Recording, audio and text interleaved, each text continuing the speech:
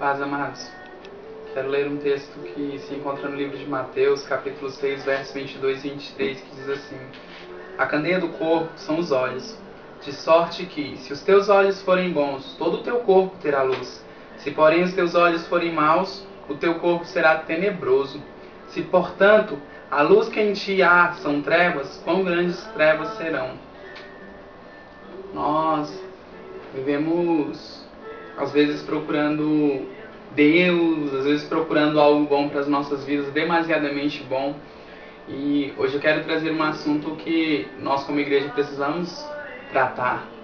E é o assunto sobre o que você tem alimentado os teus olhos, com o que você tem alimentado a sua mente. Eu estive fazendo alguns testes em relação ao que nós colocamos dentro dos nossos corações.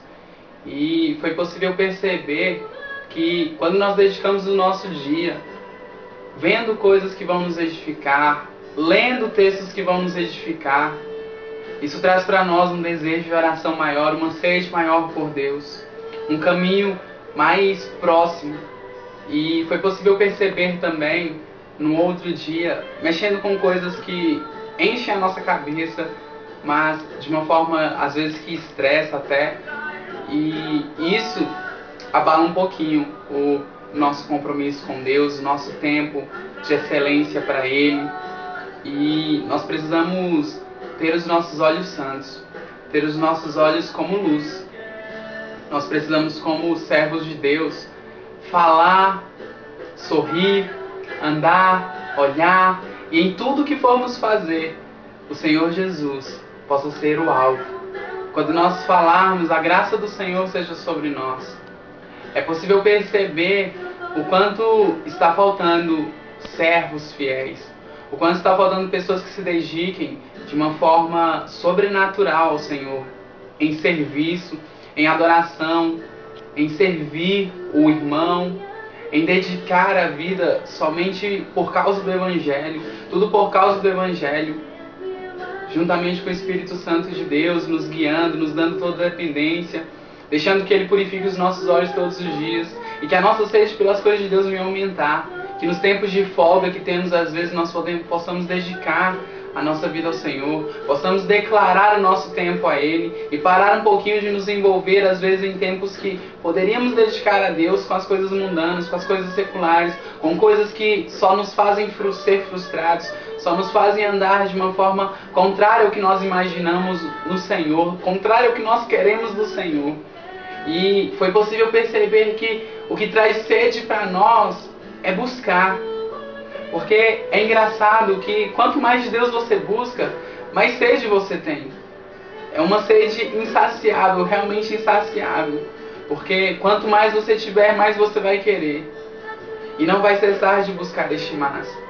Porém, quando você vai deixando que outras coisas comecem a ocupar, deixando de ler a palavra, deixando de jejuar, de orar, de se dedicar ao Senhor, algo parece começar a querer tomar conta do seu coração. Uma ansiedade, uma angústia, um medo, algo que vai surgindo dentro do seu coração e você começa a não perceber. E nós começamos a esquecer que a Bíblia diz que se os nossos olhos forem como trevas, quão grandes trevas serão? E o seu corpo vai estar num lugar onde talvez você já não mais consiga resgatá-lo. Às vezes você não consegue mais ler a Bíblia, cristão, porque você perdeu aquela sede. Você começou a se envolver tanto com as coisas do mundo, deixar-se levar tanto pelas outras coisas, deixar com que a internet, com que a televisão, com que outros meios de comunicação e mídia tomassem conta do seu tempo. E não que isso sejam meios ruins, porém nós temos que sondar. Nós temos que aprender a usar de uma forma santa, não deixando que essas coisas tomem conta das nossas vidas, não deixando que isso tome conta do nosso caráter. Nós precisamos formar um caráter, ou é um caráter bom ou é um caráter ruim. Nós precisamos decidir qual caráter queremos ter, se o caráter de Cristo ou se o caráter do mundo, se o caráter que Jesus veio implantar através de sua palavra para nós, ou se o caráter que a mídia tem colocado dentro dos nossos corações, tentado implantar dentro da nossa igreja até, transformando a igreja em covil de salteadores. E eu creio que se Jesus vivesse hoje, aqui no nosso tempo, Ele faria como naqueles dias. Ele teria entrado dentro das igrejas e dito: oh, para tudo aí, vocês precisam voltar a adorar, vocês precisam voltar a ter este lugar como lugar de oração, como casa de oração. Vocês precisam voltar a aprender a me amar, e os seus olhos têm que voltar a ser bons, os seus olhos têm que voltar a estar em luz. Os seus olhos precisam voltar a iluminar o corpo de vocês. Nós precisamos entender o que Deus está fazendo no nosso meio. Nós precisamos nos indignar com o pecado, porque é possível ver o quanto o mundo tem feito a igreja parecer ridícula, o evangelho parecer ridículo, e tudo porque muitas vezes nós entramos nessa ridicularização mundana.